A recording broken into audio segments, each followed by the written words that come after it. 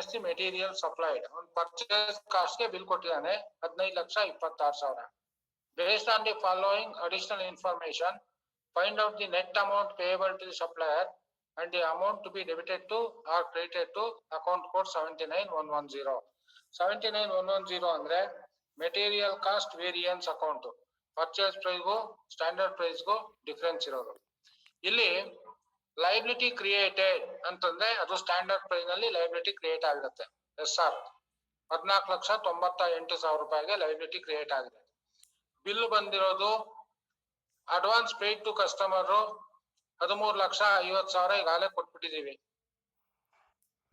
ಆಮೇಲಿಂದ penalty to be recovered 3,600 ಇದಿಷ್ಟು information ಅವ್ರು ಕೊಟ್ಟಿದ್ದಾರೆ. ಈಗ ನಾವು amount of supplier bill 15,26,000, material cost ಅಂದ್ರೆ ಸ್ಟ್ಯಾಂಡರ್ಡ್ ರೇಟ್ ನಲ್ಲಿ ನಾವು ಅಕೌಂಟ್ ಮಾಡ್ಕೊಂಡು 14,98,000. ಅದರಿಂದ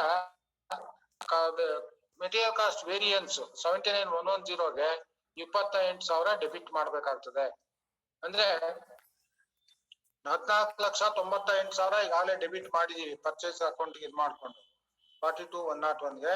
ಇನ್ನು ಉಳಿದಿದ್ದು 28,000 ಎಕ್ಸ್ಟ್ರಾ ಕಾಸ್ಟ್ ಆಗುತ್ತೆ, ಅದನ್ನು 28,210ಗೆ ಡೆಬಿಟ್ ಮಾಡ್ಕೋಬೇಕು. ಅದಕ್ಕೆ ಇಲ್ಲಿ JV ಅವ್ರು ಕೇಳಿಲ್ಲ, ಆದ್ರೂ ಹಾಕಿದೀನಿ. ಆಮೇಲೆ supplier bill 15,26,000, advance 13,50,000 plus penalty 3,600 ಸೇರಿಸಿದ್ರೆ ಒಟ್ಟು 13,53,600 ರೂಪಾಯಿ ರಿಕವರಿ ಮಾಡ್ಕೋಬೇಕು ಬಿಲ್ ನಲ್ಲಿ. ಸಪ್ಲೈ ಮಾಡೋಕ್ಕಿಂತ ಮೊದಲು ಅಡ್ವಾನ್ಸ್ ಕೊಟ್ಟಿದೀವಿ ಮತ್ತು ಪೆನಾಲ್ಟಿ ಎರಡು ರಿಕವರಿ ಮಾಡ್ಬೇಕು.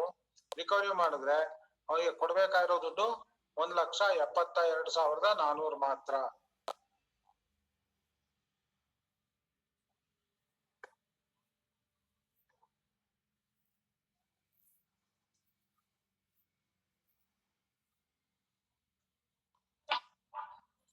ಅರ್ಥ ಆಯ್ತಾ ಇದು? ಇದರಲ್ಲಿ ನೀವೆಲ್ಲ ಮಾತಾಡದೇ ಇದೆ, ನಾ ಹೇಳಿದ್ ನಿಮಗ್ ಕೇಳುತ್ತೆ. ಕ್ವಶನ್ ಇರೋದು ಮೇಲ್ಗಡೆ, supplier bill is received rupees 15,26,000 against the material supplied. Based on the following additional information, find out the net amount payable to the supplier and the amount to be debited or credited to account code 79110 ಅಂತ ಇದೆ. ಅವ್ರು ಕೊಟ್ಟರೋ information liability created. Liability created ಅಂದ್ರೆ SR ಇದು standard rate ನಲ್ಲಿ 14,98,000 ರೂಪಾಯಿ. Advance ಈಗಾಗಲೇ ನಾವು ಕೊಟ್ಟಿರೋದು 13,50,000 ರೂಪಾಯಿ. ಪೆನಾಲ್ಟಿ ರಿಕವರಿ ಮಾಡ್ಬೇಕಾಗಿರೋದು 3,600. ಇದಿಷ್ಟು ಕ್ವಶನ್. ಈಗ ನಾವು ಕಂಡುಹಿಡಿಬೇಕಾಗಿರೋದ್ರಲ್ಲಿ 79,110ಗೆ ಎಷ್ಟು ಹೋಗುತ್ತೆ, ಮೆಟೀರಿಯಲ್ ಕಾಸ್ಟ್ ವೇರಿಯನ್ಸ್ ಎಷ್ಟು ಅಂದ್ರೆ ಸಪ್ಲೈಯರ್ ಬಿಲ್ಲು 15,26,000 ರೂಪಾಯಿ. ನಾವು ಇವಾಗ SR ಅಕೌಂಟ್ ಮಾಡ್ಕೊಳ್ಳೋದು 14,98,000. ಅದ್ರ ಡಿಫರೆನ್ಸ್ ಏನಿದೆ 28,000, ಅದು ಮೆಟೀರಿಯಲ್ ಕಾಸ್ಟ್ ವೇರಿಯನ್ಸ್ ಅಕೌಂಟ್ ಹೋಗುತ್ತೆ. ಅದು ಫಸ್ಟ್ ಪಾಯಿಂಟ್ ಗೆ answer. Next amount to be credited debited ಅನ್ನೋದಕ್ಕೆ ಉತ್ತರ ಆಯ್ತಲ್ವಾ. ಈಗ ನೆಟ್ ಅಮೌಂಟ್ ಪೇಯಬಲ್ ಕಸ್ಟಮರ್ ಗೆ ಎಷ್ಟು ಅಂತ ಅನ್ನೋದಕ್ಕೆ ಅಮೌಂಟ್ ಆಫ್ ದಿ ಬಿಲ್ 15,26,000. ಅದ್ರಲ್ಲಿ ನಾವು ಏನ್ ಕಳಿಬೇಕು, ಪೆನಾಲ್ಟಿ ಕಳಿಬೇಕು, ಅಡ್ವಾನ್ಸ್ ಕೊಟ್ಟಿರೋದು ಕಳಿಬೇಕು. ಅದು 13,50,000 ಪ್ಲಸ್ 3,600, 13,53,600 ರೂಪಾಯಿ ಕಳೆದ್ರೆ 1,72,400 ಇವ್ರಿಗೆ ಸಪ್ಲೈಯರ್ಗೆ ಕೊಡ್ಬೇಕಾಗಿರೋ ಅಮೌಂಟ್. ಈ ಕ್ವಶನ್ ಕೇಳಿರೋದು 2 ಫಿಗರ್ ಬಂದಿದೆ. ಅರ್ಥ ಆಯ್ತಾ? ಅರ್ಥ ಆಯ್ತು. ಇದ್ರಲ್ಲಿ ಅಕೌಂಟ್ ಏನಾದ್ರು ಕೇಳಿದ್ರೆ ಏನಾಗ್ಬೇಕು ಸರ್? JV ಕೇಳಿದ್ರೆ 42,101 ಡೆಬಿಟ್ ಮಾಡ್ಬೇಕು SR ಗೆ. SR ಎಷ್ಟು ಅಮೌಂಟ್? 14,98,000. ಅದು 42 ಅದು 22,210.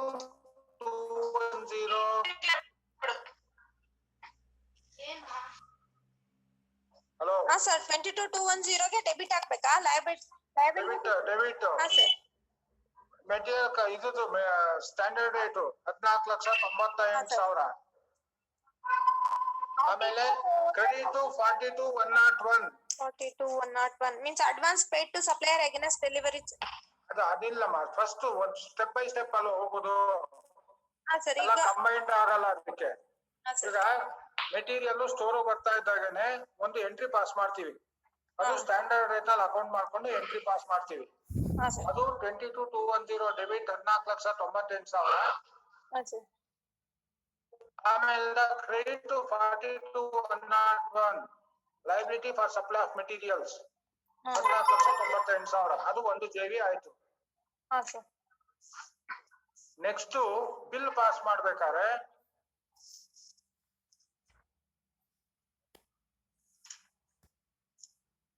$42,101 ಡೆಬಿಟ್ ಮಾಡಬೇಕು 14,98,000.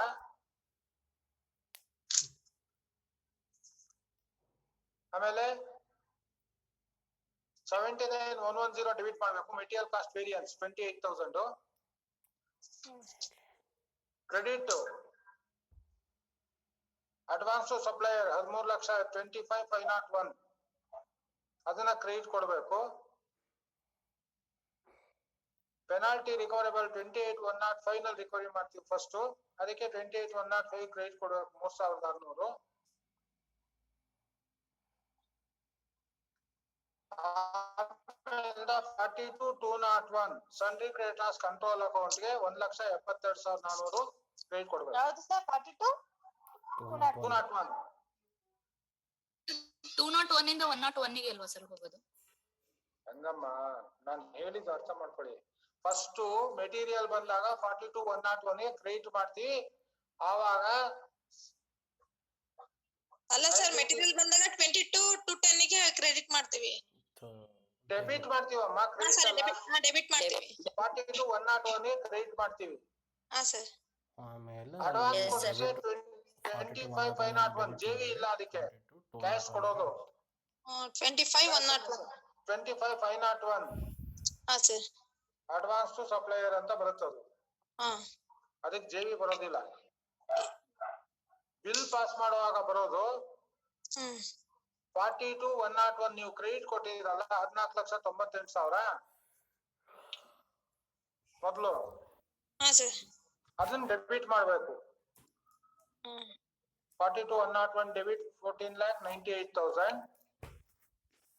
79,110 material cost account debit 28,000.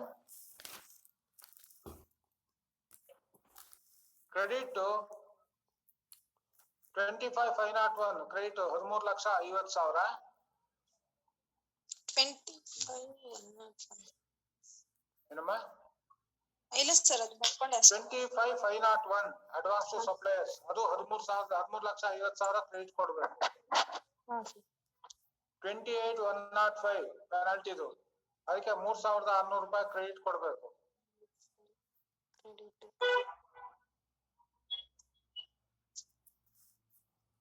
Sir penalty 46,109 ಅಲ್ವಾ ಸರ್?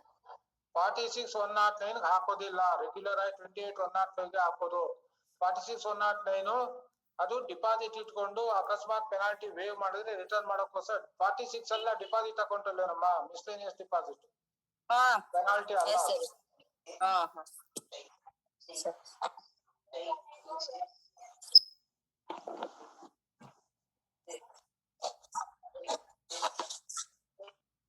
ಆಮೇಲೆ 42,201 ಸನ್ರಿ ಕ್ರೆಡಿಟರ್ಸ್ ಕಂಟ್ರೋಲ್ ಅಕೌಂಟ್ಗೆ 1,72,400 ಹಾಕ್ಬೇಕು. 42,201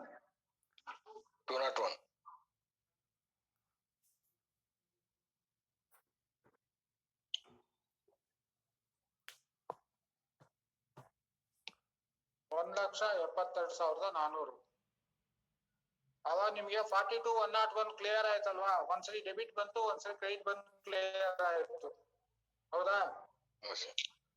ನೆಕ್ಸ್ಟ್ ಅಡ್ವಾನ್ಸ್ ಸಪ್ಲೈ 25,501 ಕ್ಯಾಶ್ ಇಂದ ಡೆಬಿಟ್ ಬಂದಿತ್ತು, ಈಗ ಕ್ರೆಡಿಟ್ ಕೊಟ್ಟು 25,501 0 ಆಯ್ತು.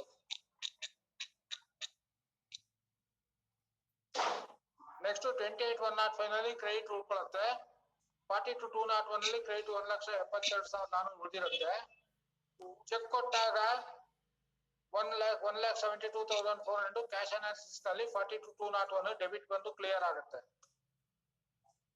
ಬ್ಯಾಂಕ್ ನಲ್ಲಿ ಅಷ್ಟು ದುಡ್ಡು ಕಮ್ಮಿ ಆಗುತ್ತೆ 24.4.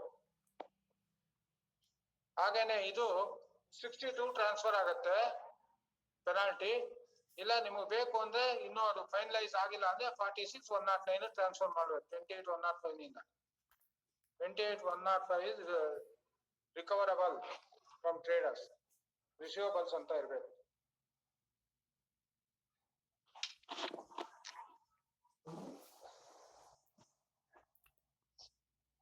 ಅವಾಗ ಜೆವಿ ಅಮೌಂಟ್ ಎರಡ್ ಕಡೆಗೂ 15,26,000 ಬರುತ್ತೆ ಸರ್ ಕರೆಕ್ಟ್ ಆಗಿ. ಸರಿ ಅಲ್ವಾ? ಹಾ sir. Next problem, pass necessary journal entry for categorization of the following asset ಅಂತ ಇದೆ. Lorry worth 25 lakhs, furniture and fixtures worth 1,50,000, office equipment 50,000.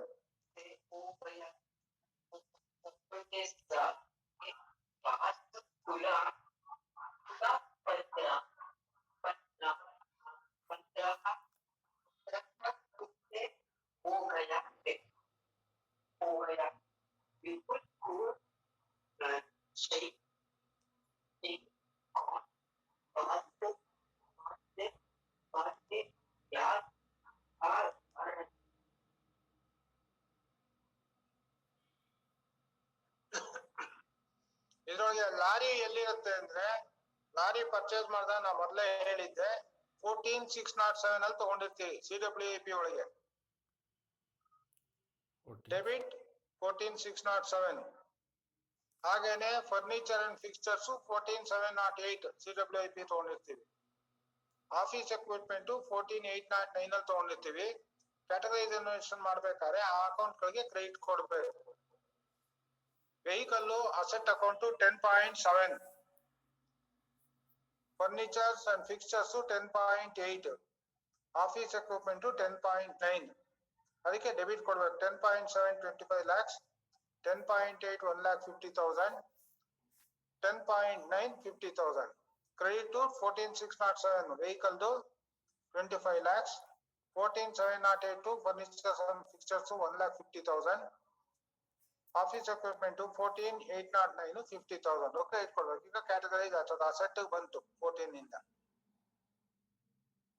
Categorisation ಅಂದ್ರೆ transferring the capital work in progress expenditure to asset account.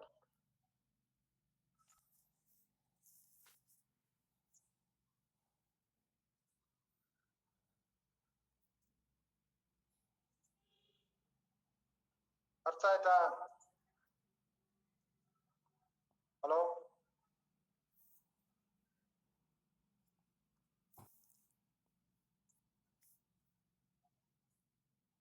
Hello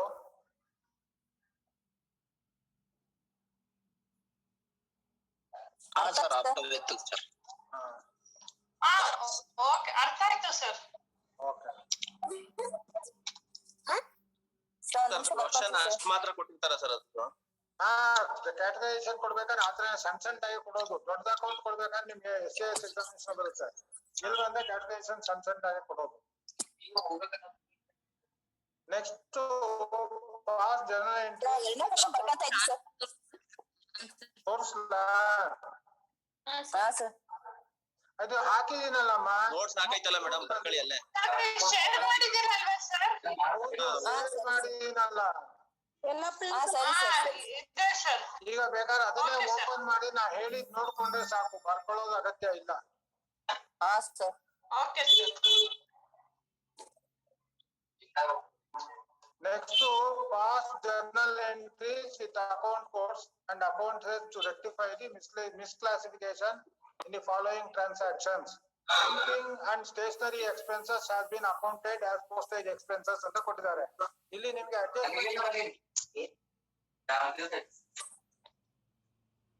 ನಿಮ್ಗೆ adjustment ಹಾಕೋಬೇಕಾದ್ರೆ ಎರಡದ್ದು account head ಗೊತ್ತಿರ್ಬೇಕು. Printing and stationery ಏನು, postage expenses ಏನು ಅಂತ. ಇಲ್ಲಿ wrongly accountant ಅಂತಂದ್ರೆ debit ಆಗಿದೆ ಅಂತ. ಯಾವ್ದು ಡೆಬಿಟ್ ಆಗಿದೆ? ಪೋಸ್ಟೇಜ್ ಡೆಬಿಟ್ ಆಗ್ಬಿಟ್ಟಿದೆ.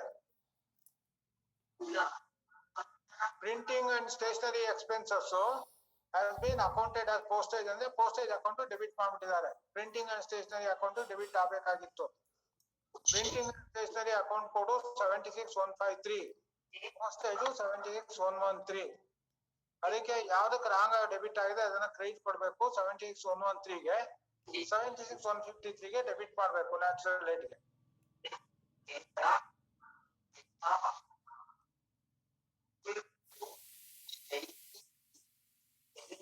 ಅರ್ಥ ಆಯ್ತಾ? ಹಾ ಹಾ sir. Sir. Next to uniform and livery expenses has been accounted as advertisement charges. ಅಂದ್ರೆ advertisement charges ಡೆಬಿಟ್ ಆಗ್ಬಿಟ್ಟಿದೆ. advertisement charges ಅಕೌಂಟ್ ಕೋಡ್ 76,155 ಅದು ಡೆಬಿಟ್ ಆಗಿರೋದಕ್ಕೆ ಕ್ರೆಡಿಟ್ ಕೊಡ್ಬೇಕು. ಸೊ ಡೆಬಿಟ್ ಯಾವ್ದಕ್ಕೆ ಹೋಗ್ಬೇಕು ಅಂದ್ರೆ ಯೂನಿಫಾರ್ಮ್ ಅಂಡ್ ಲೈವ್ರಿ ಎಕ್ಸ್ಪೆನ್ಸಸ್ ಹೆಡ್ ಅದು 75.4740 ಅದಕ್ಕೆ ಡೆಬಿಟ್ ಮಾಡಿ ಅಡ್ವರ್ಟೈಸ್ಮೆಂಟ್ ಚಾರ್ಜಸ್ ಕ್ರೆಡಿಟ್ ಕೊಡ್ಬೇಕು. ಇದು ರೆಕ್ಟಿಫಿಕೇಶನ್, ತಪ್ಪಾಗಿರೋದನ್ನ ಸರಿ ಮಾಡ್ತಾ ಇರೋದು. ಹಾ sir. Next, salary payable has been accounted as bonus payable. Salary payable account code 44,310 ಎಲ್ಲರಿಗೂ ಸಾಧಾರಣ ಗೊತ್ತಿರುತ್ತೆ. ಹಾ ಸರ್. ಅದು ಅದಕ್ಕೆ ಹಾಕೋದನ್ನ ಬೋನಸ್ ಪೇಯಬಲ್ ಹಾಕ್ಬಿಟ್ಟಿದೆ. ಈಗ ಏನ್ ಮಾಡ್ಬೇಕು? 44,310 ಡೆಬಿಟ್ ಮಾಡ್ಬೇಕು, ಬೋನಸ್ ಪೇಯಬಲ್ ಕ್ರೆಡಿಟ್ ಕೊಡ್ಬೇಕು. 320 ಹಾಕಿದೀರಾ ಸರ್? 320 ಸಾರಿ ತಪ್ಪಾಗಿದೆ. ಸರಿನಮ್ಮ? ನೀವು 310 ಹೇಳಿದ್ರಿ ಸರ್ ಹೇಳುವಾಗ. ಇಲ್ಲ ಸ್ಯಾಲರಿ ಪೇಯಬಲ್ 310, ಬೋನಸ್ ಪೇಯಬಲ್ 320. ಹಾ ಸರ್. ಸರಿಗಿದೆ. ಕರೆಕ್ಟ್ ಇದೆ. 330 ಎಕ್ಸ್ಗ್ರೇಷಿಯಾ ಅಲ್ಲ ಸರ್? ಬೋನಸ್ ಬೇರೆ, ಎಕ್ಸ್ಗ್ರೇಷಿಯಾ ಬೇರೆ. ಎಕ್ಸ್ಗ್ರೇಷಿಯಾ ಬೇರೆ ಅಕೌಂಟ್ ಕೋಡ್ ಇದೆ. 330 ಸರ್. 330. ಹಾ 330. 330. Next to rental from staff quarters has been accounted as interest from bank ಅಂತ. ಇಂಟ್ರೆಸ್ಟ್ ಬಂದ್ರೆ ಬ್ಯಾಂಕ್ ನಿಂದ ಅದು 62,270 ಕ್ರೆಡಿಟ್ ಆಗಿರುತ್ತೆ. 62,270 ಕ್ರೆಡಿಟ್ ಮಾಡ್ಬಿಟ್ಟಿದ್ದಾರೆ. ಅದು ರೆಂಟ್ ಬಂದಿರೋದು, ರೆಂಟ್ 62,901 ಕ್ರೆಡಿಟ್ ಹೋಗ್ಬೇಕಾಗಿತ್ತು. Has been accounted. ಅದಕ್ಕೆ 62,270 ಡೆಬಿಟ್ ಮಾಡಿ 62,901 ಗೆ ಕ್ರೆಡಿಟ್ ಕೊಡಬೇಕು. All incomes will be credited, all expenses will be credited. Excuse me sir, rental from staff quarters ಅದು accounted 28,401 ಅಲ್ವಾ ಸರ್? 28,104, 28,401 ಅಲ್ಲ. 104 ಸರ್, ಸಾರಿ. 28,104 ರಿಕವರಿ ಮಾಡಿ ಆಮೇಲೆ ಟ್ರಾನ್ಸ್ಫರ್ ಮಾಡೋದು ಯಾವ್ದಕ್ಕೆ? 62,901 ಗೆ. ಅಲ್ಲಿ ಬುಕ್ ಇದು ತೆಗೆದು ನೋಡಿ. 62,901 rental from quarters ಅಂತ ಇದೆ, ರೆಸಿಡೆನ್ಷಿಯಲ್ ಕ್ವಾರ್ಟರ್ಸ್ ಅಂತ.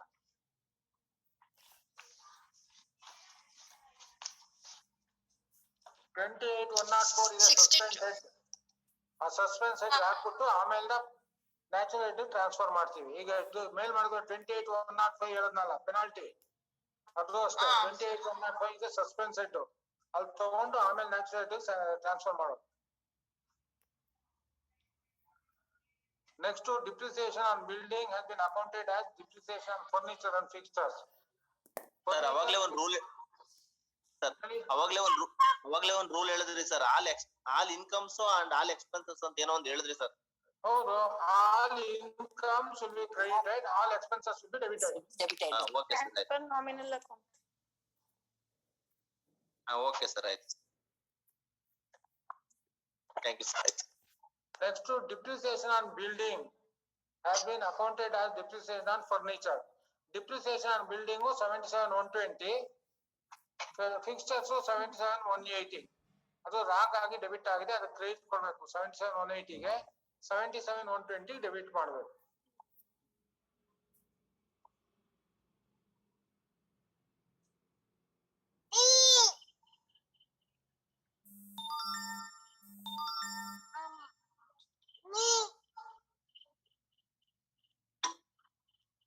Next to indicate the journal entries with relevant account codes and account heads to be passed while passing the bills. Bill pass ಮಾಡ್ಬೇಕಾದ್ರೆ ಯಾವ ರೀತಿ ಮಾಡ್ತೀರಾ ಅಂತ. In respect of following transaction: medical reimbursement bill. Medical reimbursement bill pass ಮಾಡ್ಬೇಕಾದ್ರೆ medical reimbursement head 75,611 ಅದಕ್ಕೆ debit ಮಾಡ್ಬೇಕು. salary payable 44,310 credit ಕೊಡ್ಬೇಕು. Please madam ಎಲ್ಲ ಮ್ಯೂಟ್ ಮಾಡ್ಕೊಳ್ಳಿ. ಮ್ಯೂಟ್ ಮಾಡ್ಕೊಳ್ಳಿ.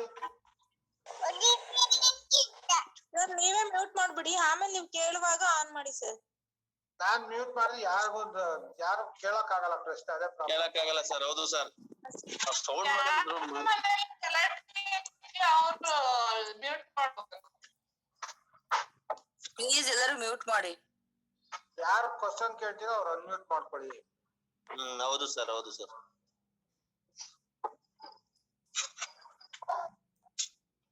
ಮೆಡಿಕಲ್ ರಿಇಂಬರ್ಸ್ಮೆಂಟ್ ಅಕೌಂಟ್ ಕೋಡ್ 75,611 ಅದಕ್ಕೆ ಡೆಬಿಟ್ ಮಾಡ್ಬೇಕು. ಪೇ ಮಾಡೋದು 44,310 ಸ್ಯಾಲರಿ ಪೇಬಲ್ ಅಕೌಂಟ್ ಗೆ ಕ್ರೆಡಿಟ್ ಮಾಡೋದು ಪೇಮೆಂಟ್ ಮಾಡ್ತೀವಿ. Next leave encashment. Current leave encashment ಗೆ 3 ತರ ಇದೆ, 3 ತೋರಿಸ್ಬೇಕಾಗತ್ತೆ. ELS employees covered under NDCPS ಅಂದ್ರೆ ಆಫ್ಟರ್ 1/4/2006 ಯಾರು ಅಪಾಯಿಂಟ್ ಆಗಿದ್ದಾರೆ ಅವ್ರದ್ದು ELS ಬಿಲ್ ಪಾಸ್ ಆಗೋದು 75,616 ಅಲ್ಲಿ. ಜನರಲ್ ಬಿಫೋರ್ 1/4/2006 ಇರೋರಿಗೆ 75,617. ರಿಟೈರ್ಡ್ ಎಂಪ್ಲಾಯೀಸ್ ರಿಟೈರ್ ಆದ್ಮೇಲೆ ELS ಕೊಡ್ತೀವಲ್ಲ ಅದು 75,618. ಕ್ರೆಡಿಟ್ 44,310.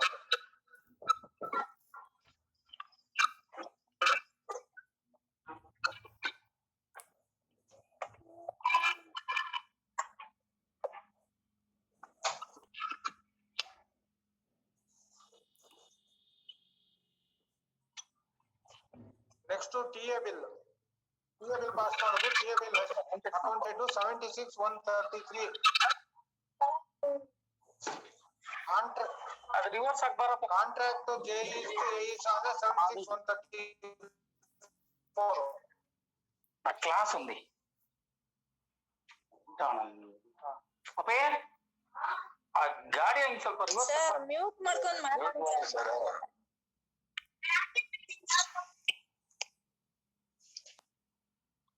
76,133 ಜನರಲ್ ಎಲ್ಲಾ ಎಂಪ್ಲಾಯೀಸ್ ಗೆ ಕೊಡುವಂತದ್ದು. 76,134 ಕಾಂಟ್ರಾಕ್ಟ್ AE JE ಕೊಡೋದಕ್ಕೆ ಹೆಡ್ ಅದು.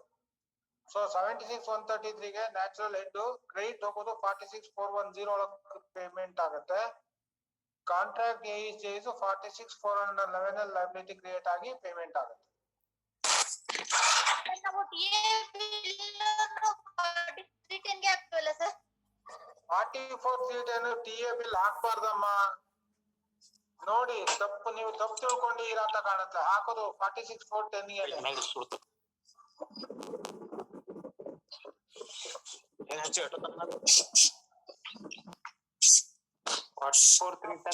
ಸ್ಯಾಲ್ರಿ ಇದಕ್ಕೆ ಬರ್ತಲ್ಲ ಸರ್ ಅದು ಸ್ಯಾಲರಿ ಪೇಯಬಲ್.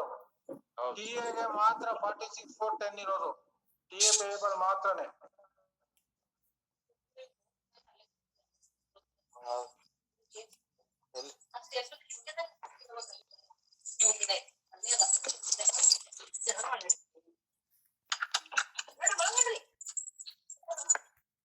ಮ್ಯೂಟ್ ಮಾಡ್ಕೊಳ್ಳಿಮ್ಮ. ಸರ್ ನೀವೇ ಮ್ಯೂಟ್ ಮಾಡಿ ಸರ್. ಅವ್ರು ಕ್ವಶನ್ ಕೇಳ್ಬೇಕಾದ್ರೆ ಆನ್ ಮಾಡಿ ಸರ್. ಯಾರು ನೀವು? ನಾನ್ ಕ್ವಶನ್ ಕೇಳಲ್ಲ, ನೀವ್ ಕ್ವಶನ್ ಕೇಳ್ಬೇಕು, ನಾನು ಉತ್ತರ ಹೇಳ್ಬೇಕು. ಸರ್ ಯಾರು ಕ್ವಶನ್ ಕೇಳಬೇಕು ಅವರು ಹ್ಯಾಂಡ್ ರೈಸ್ ಮಾಡಕ್ಕೆ ಸರ್, ಅವಾಗ ನೀವು ಅನ್ಮ್ಯೂಟ್ ಮಾಡಿ ಸರ್. ಹ್ಯಾಂಡ್ ರೈಸ್ ಮಾಡೋದಕ್ಕೆ ಇದ್ರಲ್ಲಿ ರೈಸ್ ಹ್ಯಾಂಡ್ ಅಂತ ಆಪ್ಷನ್ ಇದೆ ಇದರಲ್ಲಿ. ಇದೆ. ಅವ್ರು ಯೂಸ್ ಆಗುತ್ತೆ ಸರ್. ವಿಡಿಯೋ ಮ್ಯೂಟ್ ಮಾಡಬಾರ್ದು.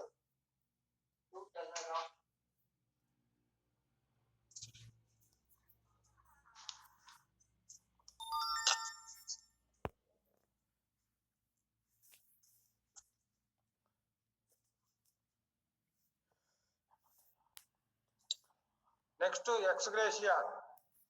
X gratia 75,530 natural head, payable 44,330. ಅದಕ್ಕೆ ಎಕ್ಸ್ ಗ್ರೇಷಿಯಾ ಪೇಮೆಂಟ್ ಮಾಡ್ಬೇಕಾದ್ರೆ JV ಪಾಸ್ ಮಾಡೋದು. Debit 75,530, credit 44,330.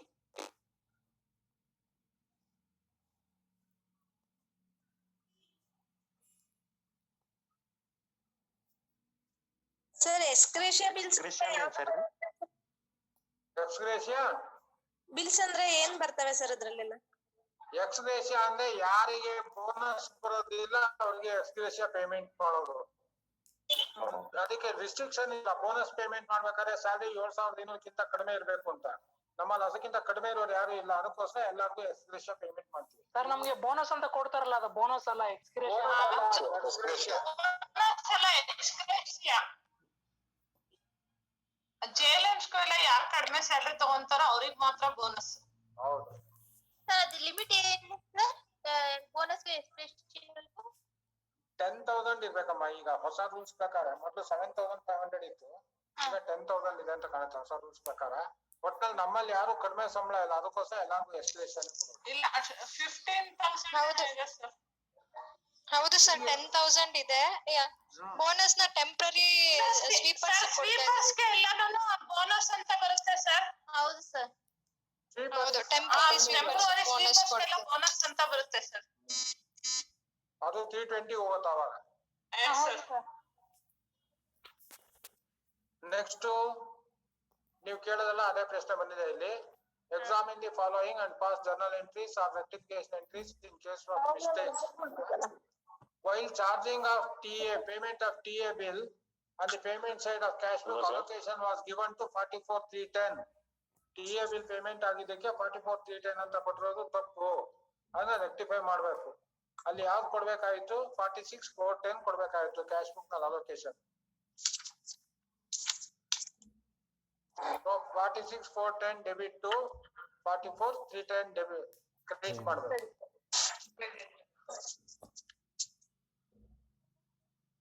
ರಾಂಗ್ ಇರೋಗಿದೆ debit.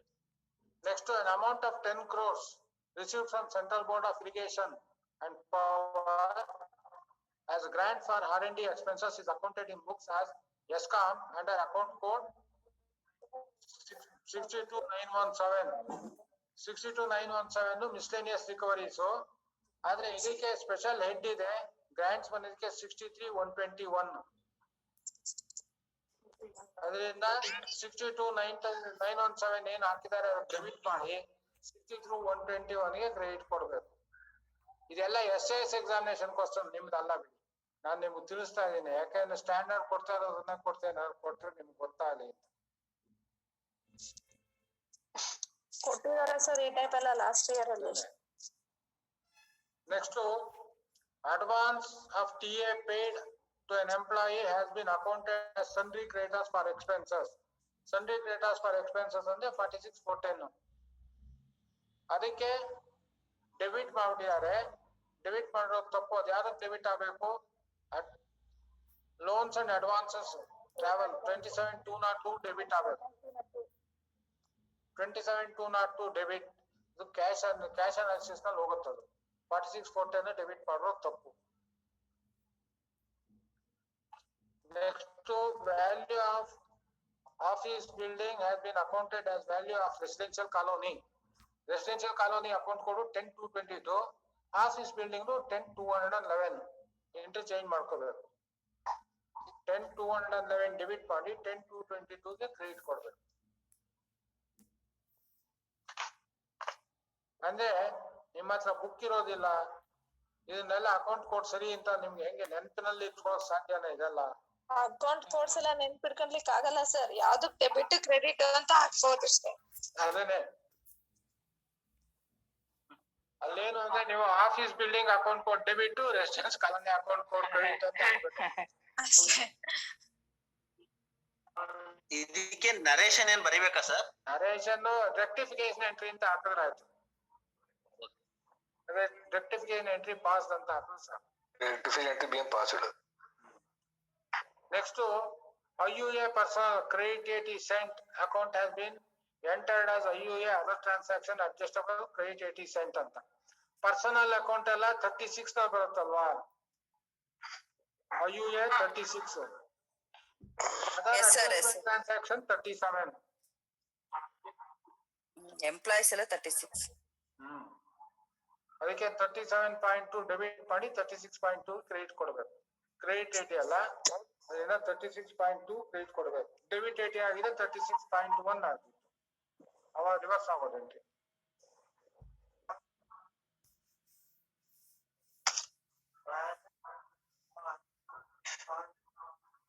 Next to initial security deposit has been entered as additional security deposit. Initial security deposit ಗೆ account code 48101, additional security deposit ಗೆ 48103. ಇದು initial security deposit ಹೋಗ್ಬೇಕಾಗಿತ್ತು credit 48101, 48103 credit ಹೋಗ್ಬಿಟ್ಟಿದೆ. ಅದರಿಂದ 48103 debit ಮಾಡಿ 48101 credit ಕೊಡ್ಬೇಕು.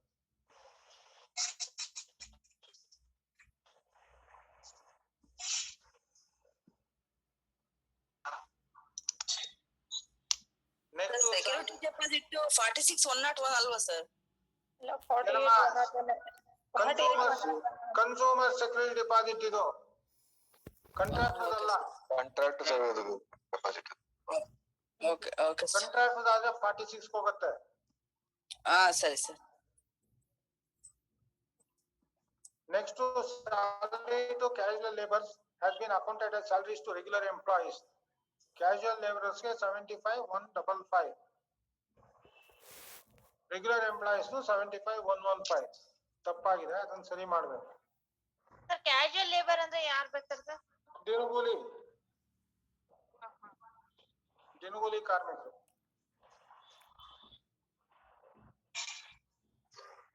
Sir ಅಂದ್ರೆ ಈ ಕ್ಯೂನಿಕ್ಸ್ ಅವರೆಲ್ಲ ಅವರ ಸರ್? ದಿನಗೂಲಿನ ಡೈಲಿ ವೇಜಸ್ ಲೆಕ್ಕದಲ್ಲಿ ಯಾರನ್ನ ತಗೊಂಡಿರ್ತೀವಿ ಅವ್ರಿಗೆ. ಅವರೆಲ್ಲ ಡಿಪಾರ್ಟ್ಮೆಂಟ್ ಸ್ಯಾಲರಿ ಆಗೋದಿಲ್ಲ. ಅವ್ರ ಸಂಬಳ ಆಗಲ್ಲ ಸರ್, ಅವ್ರದ್ದು KSF ಕೊಡ್ತೀವಿ. ಕಾಂಟ್ರಾಕ್ಟ್ ಏಜೆನ್ಸಿ ಇಂದ ಬಂದ್ರೆ ಏಜೆನ್ಸಿ ಪೇಮೆಂಟ್ ಮಾಡ್ತೀವಿ. ಏಜೆನ್ಸಿ ಪೇಮೆಂಟ್ ಮಾಡುತ್ತೆ. ಇದು ದಿನಗೂಲಿ ಅಂತಂದ್ರೆ TTR ನಲ್ಲಿ ನಾವು ರೋಲ್ ನಲ್ಲಿ ತಗೊಳ್ತೀವಿ, ನಾವೇ ಸಂಬಳ ಕೊಡ್ತೀವಿ. ಅದಕ್ಕೆ ಅಂದ್ರೆ ಮಜ್ದೂರ್ ಗ್ಯಾಂಗ್ ಅವರೆಲ್ಲ ಬರ್ತಾರ ಸರ್ ಇದ್ರಲ್ಲಿ? ಮಜ್ದೂರ್ ಗ್ಯಾಂಗ್ ಬರಲ್ಲ ಸರ್. ಮಜ್ದೂರ್ ಬರ್ತಾರೆ, ಆದ್ರೆ ಪ್ರೊಫೆಷನಲ್ ಈಗ ತಗೊಳ್ತಾ ಇರಲ್ಲ. JLM ಅವ್ರು ಬರಲ್ಲ. ಅವ್ರು ಬರಲ್ಲ. ಮಜ್ದೂರ್ ಗ್ಯಾಂಗ್ಸ್ ಮತ್ತೆ ಗ್ಯಾಂಗ್ ಜಂಗಲ್ ಕಟಿಂಗ್ ಅಂತ ಎಲ್ಲ ತಗೊಂತಾರಲ್ಲ ಸರ್? ಮಜ್ದೂರ್ ಗ್ಯಾಂಗ್ ಅಂತ ತಗೋತಾ ಇರಲ್ಲ, ಅವ್ರು ಬರ್ತಾರೆ. Sir. Next to rupees 75,000 paid to Messrs. Guru Electrical for labor contract work has been debited to 42,201 in cash book. ಯಾವ್ದಕ್ಕಾಗಬೇಕಾಗಿತ್ತದು? 42,401. Contractors control account 42,401. Supply Central Creditors control account 42,201. Material supply ಮಾಡಿದ್ರೆ 42,201. Contractor ಕೊಡ್ಬೇಕಾದ್ರೆ 42,401. ಅದು ತಪ್ಪಾಗಿ 42,201 ಹಾಕ್ಬಿಟ್ಟಿದೆ supplier ಅಂತ contractor ಕೊಟ್ಟಿದ್ದನ್ನ. ಅದಕ್ಕೆ 42,401 debit ಮಾಡಿ 42,201 credit ಕೊಡ್ಬೇಕು.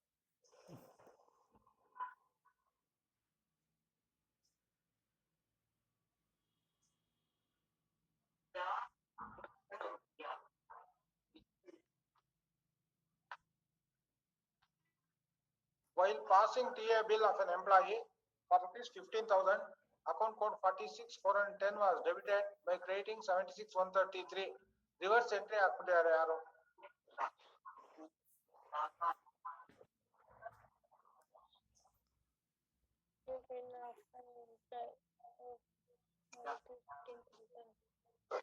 ಈಗ ಏನ್ ಮಾಡ್ಬೇಕು? 76,133 ಒಂದ್ ನಿಮಿಷ ಚೆನ್ನಾಗಿದೆ, ಎಂಟ್ರಿ ಕೇಳ್ಕೊಳ್ಳಿ. 15,000 ರೂಪಾಯಿ ಬಿಲ್ ಪೇಮೆಂಟ್ ಮಾಡೋದು ತಪ್ಪು ಎಂಟ್ರಿ ಆಗಿದೆ, ರಿವರ್ಸ್ ಎಂಟ್ರಿ ಹಾಕ್ಬಿಟ್ಟಿದ್ದಾರೆ. 76,133 ಡೆಬಿಟ್ ಟು 46,410 ಕ್ರೆಡಿಟ್ ಕೊಡ್ಬೇಕಾಗಿತ್ತು. ಆದ್ರೆ 46,410 ಡೆಬಿಟ್ ಮಾಡಿ 76,133 ಕ್ರೆಡಿಟ್ ಕೊಟ್ಬಿಟ್ಟಿದ್ದಾರೆ 15,000 ರೂಪಾಯಿಗೆ. ನಾವು 15,000 ರೂಪಾಯಿಗೆ ರಿವರ್ಸ್ ಮಾಡಿದ್ರೆ ಏನಾಗತ್ತೆ? 0 ಆಗ್ಬಿಡತ್ತೆ ಎರಡು. 30,000 ಮಾಡಿದಾಗ ಕರೆಕ್ಟ್ ಆಗಿ ಎಂಟ್ರಿ ಕೂತ್ಕೊಳ್ತು. ಅದಕ್ಕೆ ಡಬಲ್ ಮಾಡ್ಬೇಕು ಅಮೌಂಟ್ ನ. 76,133 ಡೆಬಿಟ್ 30,000, 46,410 ಕ್ರೆಡಿಟ್ 30,000 ಮಾಡಿದಾಗ 15,000 ಉಳ್ಕೊಳುತ್ತೆ.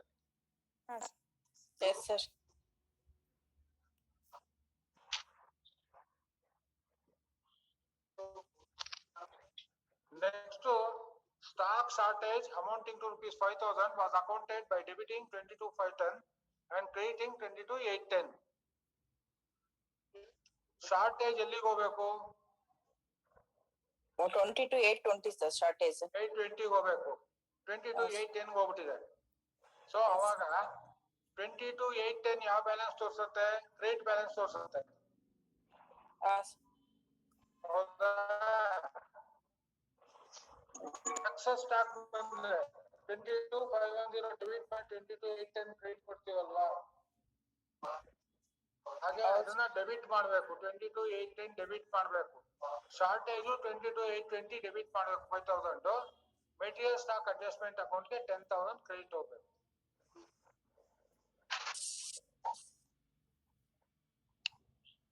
ಇಲ್ಲಿ ಎರಡ್ ತೋರ್ಸಿದಿರಲ್ಲ sir, stock excess pending investigation. ನೋಡಮ್ಮ, ಮೇಲ್ಗಡೆ ಓದಿ. Stock shortage amounting to rupees 5,000 was accounted by debiting 22,510 and crediting 22,810 ಅಂತ. 22,810 ಸ್ಟಾಕ್ ಎಕ್ಸಸ್ ಪೆಂಡಿಂಗ್ ಇನ್ವೆಸ್ಟಿಗೇಷನ್. ಅದು 22,810 ಹಾ ಸರ್. ಹೋಗ್ಬೇಕಾದ್ರೆ 22,820 ಡೆಬಿಟ್ ಹೋಗ್ಬೇಕಾಗಿತ್ತು. ಹಾ ಸರ್.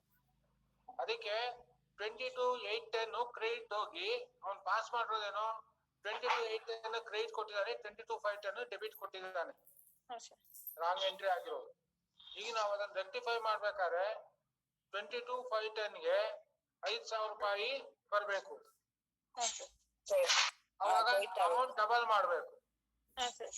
ಡೆಬಿಟ್ ಆಗಿದೆಯಲ್ಲ 22,510 ಅಮೌಂಟ್ ಡಬಲ್ ಮಾಡಿದ್ರೆ ಕ್ರೆಡಿಟ್ 5,000 ಬರುತ್ತೆ. ಹಾಗೇನೆ 22,810ಗೆ ಡೆಬಿಟ್ ಬರ್ಬೇಕು, ಯಾಕಂದ್ರೆ ಕ್ರೆಡಿಟ್ ಕೊಟ್ಬಿಟ್ಟಿದ್ದಾರೆ ರಾಂಗ್ ಆಗಿ. ಹಾ ಸರ್. ಅದಕ್ಕೆ 5,000 ಡೆಬಿಟ್ ಮಾಡ್ಬೇಕು. 22,820ಗೆ ನ್ಯಾಚುರಲ್ ಆಗಿ ಡೆಬಿಟ್ ಬರ್ಲೇಬೇಕು. ಹಾ sir. 5,000. Next to prepaid expenses accounted in March final accounts towards vehicle insurance amounting to rupees 9,500 was not reversed. ಇದು ಏನ್ ಮಾಡ್ಬೇಕು? ಅಕೌಂಟ್ ನಾವು ಮಾರ್ಚ್ ಫೈನಲ್ ಏನ್ ಎಂಟ್ರಿ ಪಾಸ್ ಮಾಡ್ತೀವಿ ಅದನ್ನ ರಿವರ್ಸ್ ಮಾಡ್ಬೇಕು ಏಪ್ರಿಲ್ 1ಗೆ. ಸೊ ಅವಾಗ 28,820 ಕ್ರೆಡಿಟ್ ಹೋಗುತ್ತೆ, 76,138ಗೆ ಡೆಬಿಟ್ ಬರುತ್ತೆ. ಪ್ರೀಪೇಯ್ಡ್ ಎಕ್ಸ್ಪೆನ್ಸಸ್ ಏನ್ ಮಾಡ್ತೀವಿ? 28,820 ಪ್ರೀಪೇಯ್ಡ್ ಎಕ್ಸ್ಪೆನ್ಸಸ್ ಡೆಬಿಟ್ ಮಾಡ್ತೀವಿ. ಎಲ್ಲ ನ್ಯಾಚುರಲ್ ಇಟ್ಟು ಏನ್ ಎಕ್ಸ್ಪೆನ್ಸಸ್ ಕೊಟ್ಟಿದೆ ಅದಕ್ಕೆ ಕ್ರೆಡಿಟ್ ಕೊಟ್ಟಿರ್ತೀವಲ್ವಾ?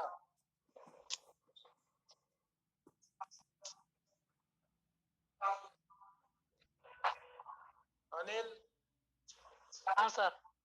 ಹೇಳಿ ಏನು? ಅಂದ್ರೆ ಇವಾಗ ಅಕೌಂಟ್ ಕೋಡ್ಸ್ ಅದು ಅಸೆಟ್ಸ್, ಲಯಬಿಲಿಟೀಸ್, ಎಕ್ಸ್ಪೆನ್ಸಸ್, ಆಮೇಲೆ ಇನ್ಕಮ್ಸ್ ಅಂತ ಈ ತರ ಅಕೌಂಟ್ ಕ್ಯಾಟಗರೈಸೇಷನ್ ಆದ್ರೂ ಏನಾದ್ರು ಇದಾಗತ್ತಾ ಸರ್?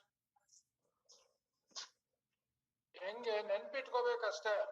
ಅಲ್ಲ, ಇವಾಗ 1 to 10 for example 1 to 10 assets, 20 to 30.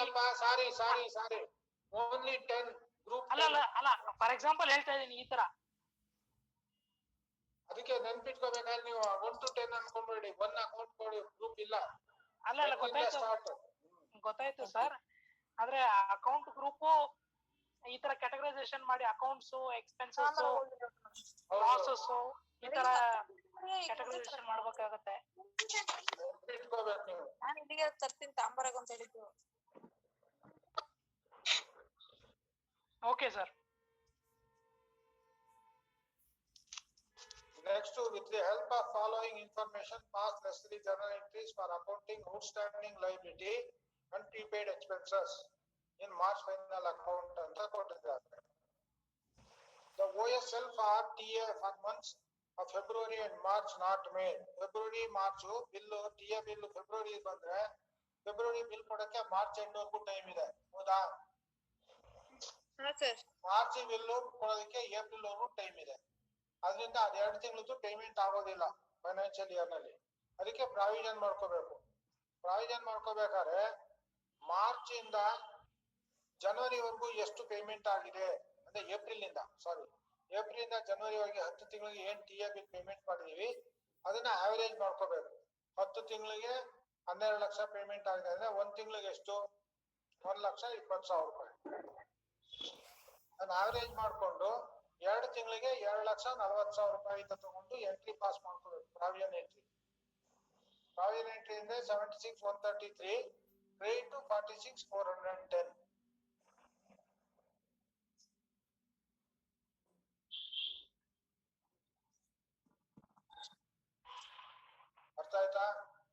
sir. Yes, sir. Yes, sir. Next to provision for completed capital works of rupees 25 lakhs. ಇದಕ್ಕೆ ಪ್ರಾವಿಷನ್ ಮಾಡ್ಕೋಬೇಕಾದ್ರೆ ಅಕೌಂಟ್ ಕೋಡ್ 15.5 ನಲ್ಲಿ ಪ್ರಾವಿಷನ್ ಮಾಡ್ಕೋಬೇಕು. 15.5 provision for completed works 25 lakhs. 42.501 provision for liability to contractor.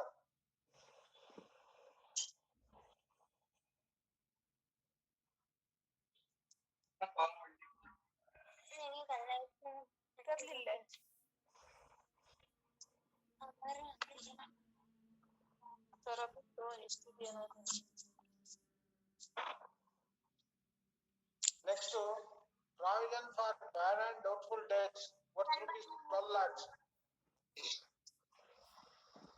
Bad and doubtful debts ಗೆ account code 794160. 79460 debit to 23.9.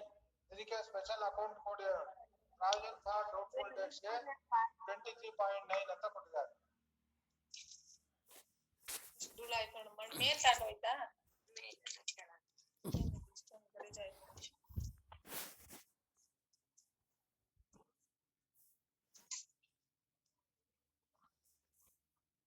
Next to provision for unbilled revenue of rupees 25,000 under LT2 and 75,000 under LT3.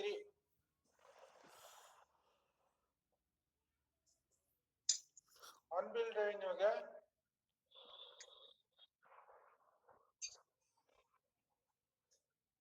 LT2 ಗೆ 23,414, LT3 ಗೆ 23,413.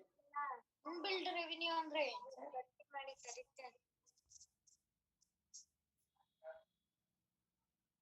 23,414, 61,114, 23,413.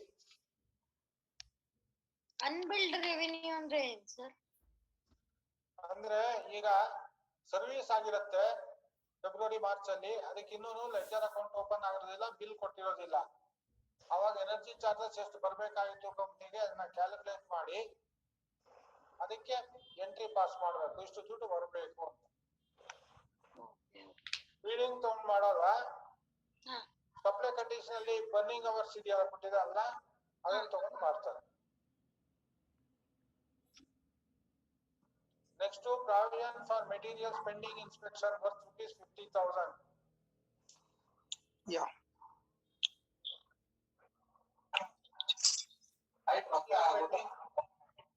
Material pending inspection ಗೆ 22,660. ಅದಕ್ಕೆ provision 42,301.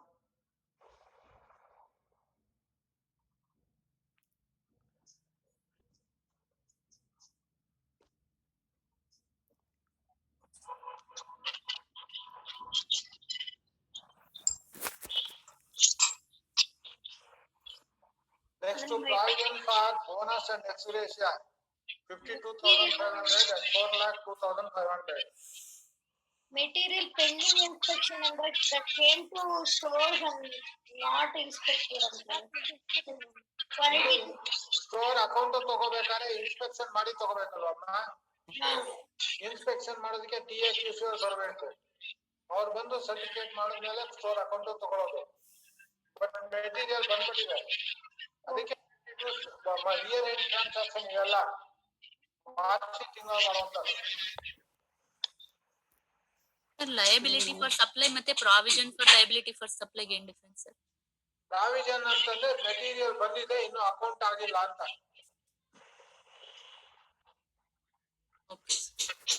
ಇಲ್ಲದೆ liability ಅಂತ ಮಾಡ್ತಾ ಇದ್ವಿ. Provision for liability ಅಂದ್ರೆ ಎಷ್ಟು ಸಾಲ ಕೊಡೋದಕ್ಕೆ ಪ್ರಾವಿಷನ್ ಮಾಡ್ಕೋಬೇಕಾಗುತ್ತೆ ಅಂತ. Okay sir.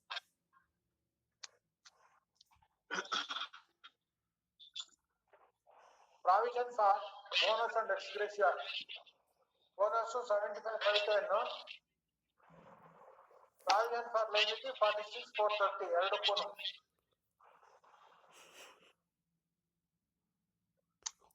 ಇಲ್ಲಿ ಒಂದು ನೆನಪಿಟ್ಕೊಳ್ಳಿ, TAL ಮಾತ್ರ 46,410, ಬೇರೆ ಎಲ್ಲದಕ್ಕೂ 46,430. ಸರ್ ರಿಪೀಟ್ ಮಾಡಿ sir. Provision for liability for expenses ಇದೆಯಲ್ಲ ಹಾ ಇದು ಟಿಎ ಮಾತ್ರ 46,410. ಬೇರೆ ಎಲ್ಲ ಲೈಬ್ರರಿಗೂ 46,430. Okay okay okay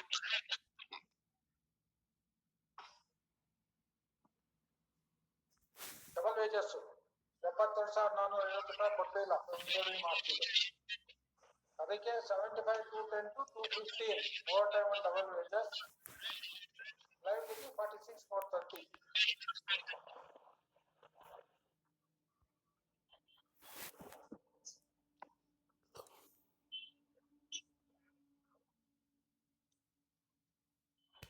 Next to shift allowance. Shift allowance account code 75415. Other allowance provision 46,430. ಯಾಕೆ ఎక్కువ ಆಗ್ತಾ ಇದೆ?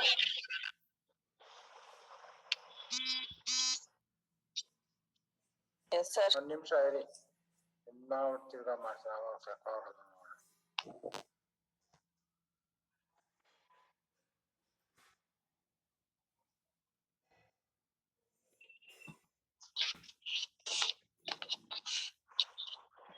ಸರ್ ಶಿಫ್ಟ್ ಅಲೌನ್ಸ್ ಎಷ್ಟು ಪರ್ಸೆಂಟ್ ಆಫ್ ದ ಬೇಸಿಕ್ ಕೊಡ್ತಾರೆ sir? Shift allowance basic pay plus dB. ಹಾ ಸರ್. 5% ಮಾಡ್ಕೊಂಡು 14 ಶಿಫ್ಟ್ ಕೊಡ್ಬೇಕು. ಒಂದ್ ತಿಂಗಳಲ್ಲಿ 14 ಶಿಫ್ಟ್ ಮಾಡಿದ್ರೆ 14 ಶಿಫ್ಟ್ ಗಿಂತ ಕಡಿಮೆ ಆಗಿದೆ ಪ್ರಪೋರ್ಷನೇಟ್ ಆಗಿ ರಿಡ್ಯೂಸ್ ಮಾಡ್ಬೇಕು. Okay sir.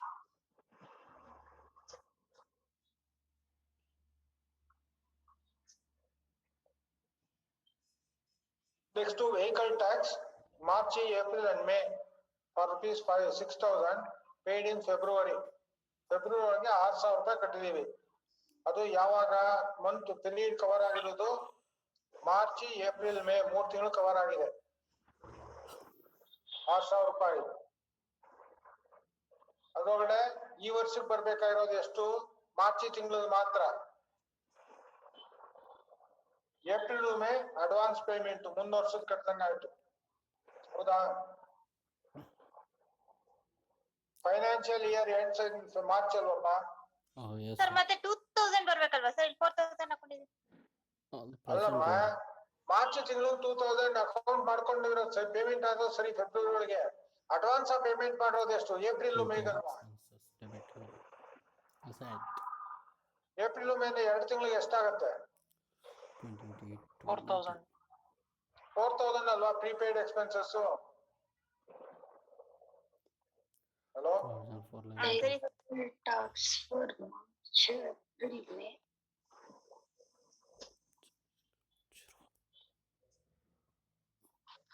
Only 2 months consider ಮಾಡಿರೋದಲ್ವಾ ಸರ್? 2 ಮಂತ್ಸ್ಗೆ ಅಡ್ವಾನ್ಸ್ ಪೇಮೆಂಟ್ ಆಗಿದೆ. ಮಾರ್ಚ್ ತಿಂಗಳಿಗೆ ಪೇಮೆಂಟ್ ಮಾಡ್ಲೇಬೇಕಲ್ವಾ ಈ ಫೈನಾನ್ಷಿಯಲ್ ಇಯರ್ ನಲ್ಲಿ? ಹೌದು. ಏಪ್ರಿಲ್ ಮೇಲೆ ಮಾತ್ರ ಅಡ್ವಾನ್ಸ್ ಪೇಮೆಂಟ್ ಆಗಿರೋದು. ಸೊ ತಿಂಗಳಿಗೆ 2,000 ರೂಪಾಯಿಂದ 2 ತಿಂಗಳು 4,000 ರೂಪಾಯಿ ಅಡ್ವಾನ್ಸ್ ಪೇಮೆಂಟ್ ಆಯ್ತು. Okay okay okay. ಸೊ ಅಲ್ಲಿ 28,820 prepaid expenses 4,000. Vehicle tax debit ಆಗಿ 76,138 ಕ್ರೆಡಿಟ್ ಕೊಡ್ಬೇಕು. ಇದನ್ನ ಏಪ್ರಿಲ್ ನಲ್ಲಿ ರಿವರ್ಸ್ ಮಾಡ್ತೀವಿ. Next to building rent rupees 5,000 per month not paid February and March. 2 ತಿಂಗಳು ಕೊಟ್ಟಿಲ್ಲ. ಸೊ ನಿಮಗೆ 10,000 rupees ಆಯ್ತು. 76,101 rent 10,000 rupees. Provision for liability for expenses 46,430. Prepaid ಆದ್ರೆ 28,820 ಎಲ್ಲದಕ್ಕೂ.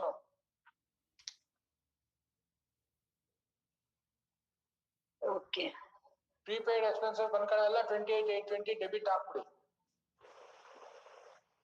ಟಿಎ ಬಿಟ್ಟು ಬೇರೆ ಯಾವುದೇ ಔಟ್ಸ್ಟ್ಯಾಂಡಿಂಗ್ ಎಕ್ಸ್ಪೆನ್ಸಸ್ ಬಂದ್ರು 46,430 ಕ್ರೆಡಿಟ್ ಹಾಕಿ. Okay okay. ಇನ್ನೊಂದು ಬರುತ್ತೆ ಔಟ್ಸ್ಟ್ಯಾಂಡಿಂಗ್ ಲೇಬಿಲಿಟೀಸ್ ಅಂತ, ಅದು 46,410 ಟಿಎ ಮಾತ್ರ ಅದು. Okay okay sir. Printing and stationery bill of rupees 25,600 submitted in March not paid. So 76,153 debit, 46,430 provision for liability for expenses 25,600.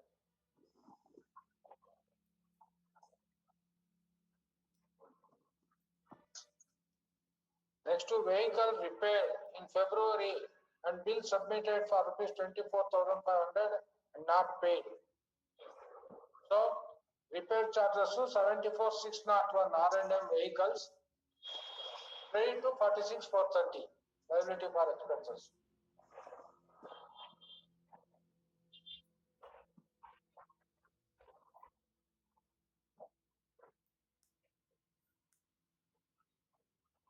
Next to fuel bill in respect of store vehicle 89,250 and others in respect of other vehicles 32,720.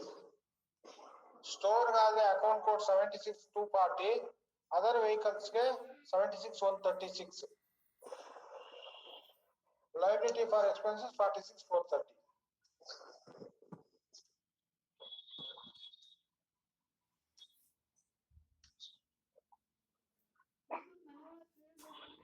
Sir not paid ಅಂದ್ರೆ to B paid ಅಂತ ನಾ ಮುಂದೆ ಕೊಡ್ಬೋದು ಅಂತ ಅದನ್ನ. ಹೌದು, ಈ ವರ್ಷ ಕೊಟ್ಟಿಲ್ಲ. ಏನೇನ್ ಕೊಟ್ಟಿಲ್ಲ, ಏನೇನ್ ಕೊಡ್ಬೇಕಾಯ್ತು ಅದಕ್ಕೆಲ್ಲ ಪ್ರಾವಿಷನ್ ಮಾಡ್ಕೋಬೇಕಮ್ಮ. ಈ ವರ್ಷಕ್ಕೆ ಎಕ್ಸ್ಪೆನ್ಸಸ್ ಬುಕ್ ಆಗ್ಬೇಕು. ಈ ವರ್ಷ ಎಕ್ಸ್ಪೆನ್ಸಸ್ ಬುಕ್ ಆಗದಿದ್ರೆ ಅನ್ನೆಸರಿ ಪ್ರಾಫಿಟ್ ರೈಸ್ ಆಗುತ್ತೆ, ಅದ್ರ ಮೇಲೆ income tax ಕೊಡ್ಬೇಕಾಗುತ್ತೆ.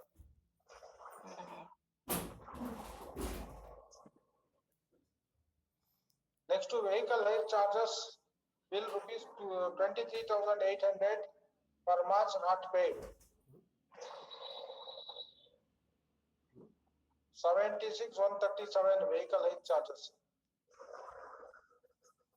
Debit and credit 46,430 provision for liability.